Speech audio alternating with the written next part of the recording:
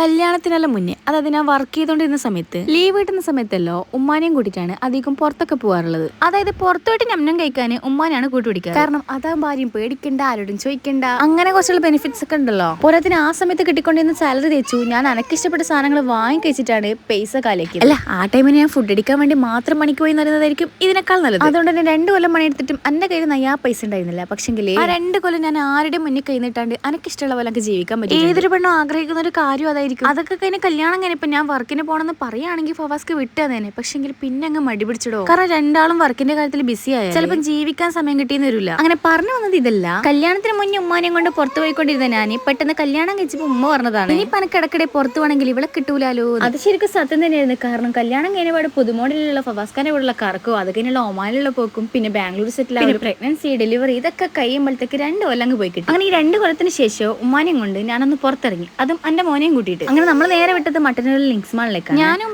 ഒരു French fries ഫാനാണ്, അതുകൊണ്ട് ലോഡഡ് ഫ്രൈസ് അങ്ങ് ഇതിന് മുന്നേ ഇവിടുന്ന് കഴിച്ചത് കൊണ്ട് തന്നെ ഇവിടുന്ന് ടേസ്റ്റ് ഉണ്ടാവും എന്നറിയായിരുന്നു. അതുപോലെ തന്നെ നല്ല ടേസ്റ്റ് ഉണ്ടായിരുന്നു. പിന്നെ ലേ ചിക്കൻ 2 പീസ് മാത്രം വരുന്ന ചെറിയൊരു കോമ്പോ കൂടി വാങ്ങി. പണ്ടൊക്കെ ഫ്രൈഡ് ചിക്കൻ കഴിക്കാൻ വേണ്ടി കൊതിച്ചിരുന്ന ഒരു കാലം ഉണ്ടായിരുന്നു. ആ ടൈമിലൊന്നും വാങ്ങിത്തരാൻ ആളോ വാങ്ങി കഴിക്കാനുള്ള പ്രാപ്തി ഇല്ലാത്തതുകൊണ്ട് പല പൂതികളും മനസ്സിലടക്കി വെച്ചിട്ടുണ്ട്. പക്ഷെ ഇപ്പോ അൽഹംദുലില്ലാ തട്ടിമുട്ടിയൊക്കെ ഇങ്ങനെ പോകുന്നുണ്ടല്ലോ, അതന്നെ ഹയർ. അങ്ങനെ നമ്മളും ഹാപ്പി, ലേയും ഹാപ്പി. അപ്പൊ ഓക്കെ, ഇനി അടുത്ത വിശേഷമായി വീണ്ടും വരാം. Bye bye.